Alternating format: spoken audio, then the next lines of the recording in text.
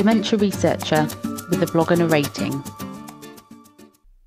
Journey to a PhD, how to get there.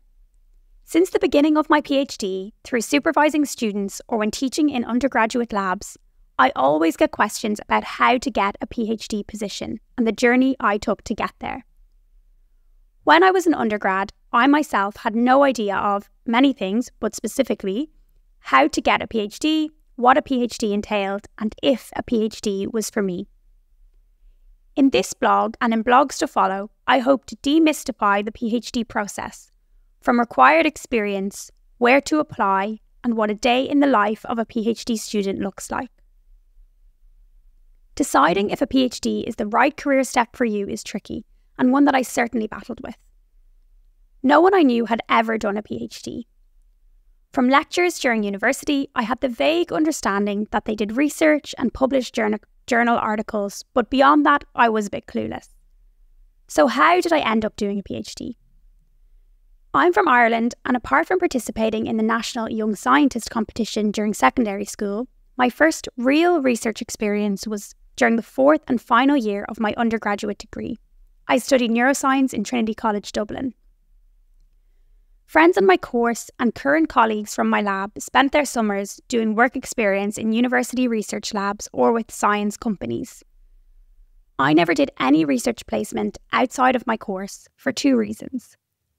Firstly, I spent much of my summers working to earn and save some money, which I mainly used to travel. Secondly, I had no idea how to find or access those opportunities. I'm still impressed every time I have work experience or summer students reach out to me, especially when they have researched funding schemes that they can apply to. I never had the initiative, or even knew that I could have the initiative, to explore opportunities outside of my degree. Now, as someone who helps to interview or recruit potential students, I see the value in these experiences on a CV. But personally, it wasn't necessary to get to where I am. I was surprised to find myself really enjoying my undergrad research project, and I particularly fell in love with the lab work side of things. Working with my hands is something I still love, and getting to think up solutions to problems was enjoyable for me. But due to the mystery of it, I still wasn't convinced if a PhD was for me. I chatted with my supervisor at the time and people who had been in the year ahead of me and learned about the jobs of research assistants. A research assistant is almost exactly what the role describes. They assist a researcher with their project or work across multiple projects in a lab. They do experiments, collect data, and are involved in the running of the lab. Sometimes they can participate in other lab activities like presenting or writing papers, but this depends on the group. In the final months of my undergrad, I applied to a few advertised research assistant positions and was delighted to interview for and get a position in the Royal College of Surgeons in Ireland. Looking back, I think that this was the best place I could have ended up.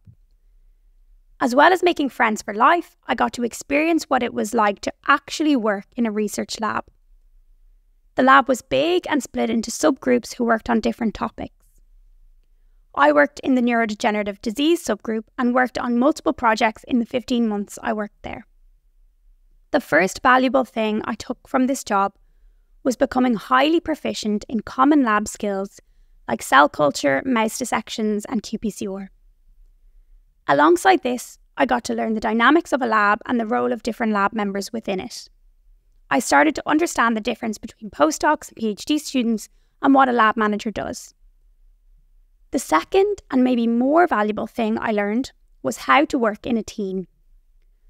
Learning to communicate in a diverse team with different personalities taught me the importance of clear communication, not taking what people say about my science personally, and ultimately increased my confidence.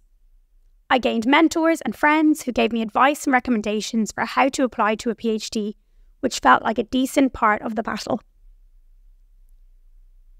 After half a year in my research assistant job, I knew I enjoyed research and wanted to pursue a PhD of my own. I also decided that I wanted to move to a new country so that I could get the life experience of a new city. At the time I started to apply, it was mainly PhD programs that were advertised. These These consist of a rotation year of mini projects, followed by choosing a lab for the final PhD, and tend to be advertised almost a year in advance. I applied to these at institutions throughout Europe. Most required an application form, CV, and cover letter/personal statement, with some asking for graduation certificates and university transcripts. I didn't get interviews for any I applied for and sometimes didn't hear feedback at all.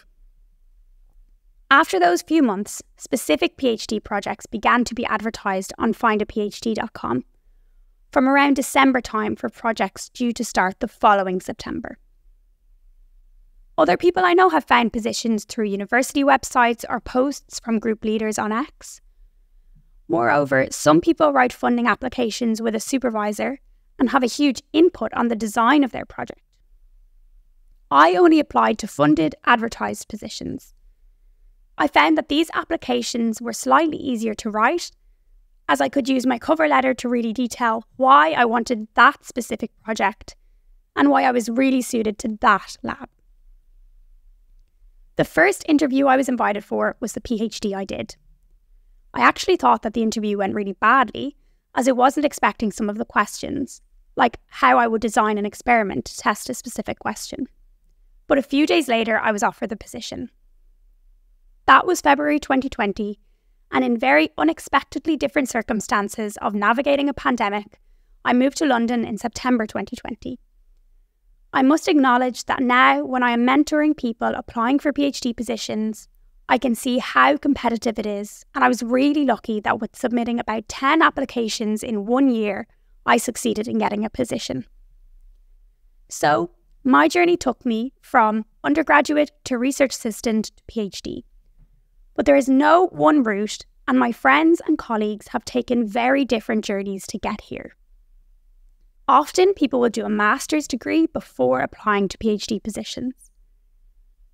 I think that this can be especially good if your undergrad was shorter, as master's research projects give you at least 3 to 4 months full-time doing research.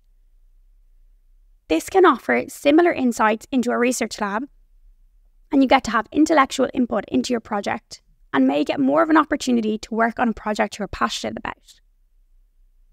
Some master's students or research assistants can get the opportunity to stay in the same lab for a PhD. Other friends of mine hailing from further afield, such as the USA, have worked as a research assistant and then carried out their PhD part-time while continuing to work as a research assistant part-time. This can be an accessible way to avoid incredibly expensive university fees for non-home PhD students. Other colleagues worked as research assistants for much longer before doing a PhD, sometimes working in multiple positions at different universities. And other friends of mine have worked outside of academia for some time before deciding that a PhD was for them. Essentially, there are lots of paths you can take to a PhD, but hopefully sharing my journey will give you one example route. One final thing I want to mention that you may have noticed is throughout my journey, I only applied to advertised positions. I never approached a lab for summer projects, research assistant positions, or PhD roles. I was always shy to contact specific PIs, and sometimes didn't even know that that was something I could do. I felt a great deal of imposter syndrome about the thought of proposing my own research ideas, and just didn't know how to start with this. Although this didn't end up holding me back, and I loved the topic of my PhD even though I wasn't the one to write the project, now, looking from the other side, I see the benefits of putting yourself out there.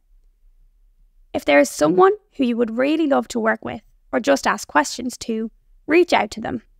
It is definitely something that I'm actively trying to do more and more. In my experience, people are usually flattered to be approached and are glad to let you know if they have opportunities for you, or they can suggest alternative options or funding schemes which you can apply to. And the worst thing someone can say is no. Thank you for listening. Join the Dementia Research bloggers and share your own views.